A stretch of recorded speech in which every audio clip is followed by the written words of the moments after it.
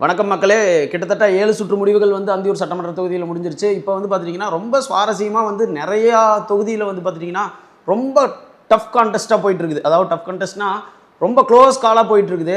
அந்தியூர் தொகுதியில் இன்னும் தொடர்ந்து வந்துட்டு அதிமுக வந்துட்டு முன்னிலை வைக்கிறது வந்து நம்மளால் வந்து பார்க்க முடிகிறது.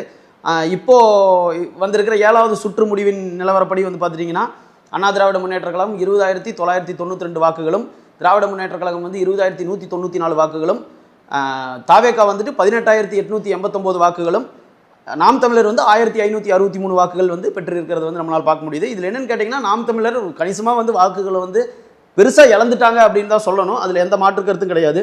இப்போ வந்து பார்த்துட்டிங்கன்னா தாவேகாக்கும் அதிமுகவுக்கும் இருக்கிற டிஃப்ரென்ஸ் வந்து பார்த்துட்டிங்கன்னா போன நிதிப்படி 2,216 வந்து டிஃப்ரென்ஸ் இருந்துச்சு. இதில் வந்து பார்த்துட்டிங்கன்னா கிட்டத்தட்ட 2,100, அதாவது வந்து 100 வாக்குகள் வந்து டிஃப்ரென்ஸ் வந்து குறைஞ்சிருக்குது. முதல் 2,216 டிஃப்ரென்ஸ் இருந்துச்சு. இப்போ வந்து 2,103 டிஃப்ரென்ஸில் வந்து இருக்குது.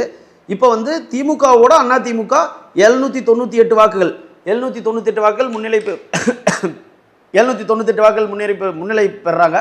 இப்போ நம்ம முதல்ல சொன்ன மாதிரியே தான் வந்து ரொம்ப க்ளோஸ் கண்டெஸ்ட்டாக போயிட்டு இருக்கிறத வந்து நம்மளால் பார்க்க முடியுது. நம்ம முதல்ல யோசித்த மாதிரி இப்போது அதிமுகவுக்கு லீடு கொடுக்கும். முதல் மலை பகுதியும் அம்மாப்பேட்டை ஒன்றியமும் வந்து திமுக வந்து முன்னிலை வரதுக்கான வாய்ப்பு இருக்குன்னு நம்ம வந்து கிட்டத்தட்ட நம்மளோட எக்ஸிட் போலில் சொல்லியிருந்தோம். அதுதான் வந்து தற்பொழுது நிலவி வருகிறது. அதே போல் இங்கே வந்து அதிமுக முன்னிலை வகிப்பாங்க அப்படிங்கிற மாதிரி ஒரு கருத்து கணிப்பு பண்ணியிருந்தோம். அதுவும் வந்து நிலவி வருகிறது.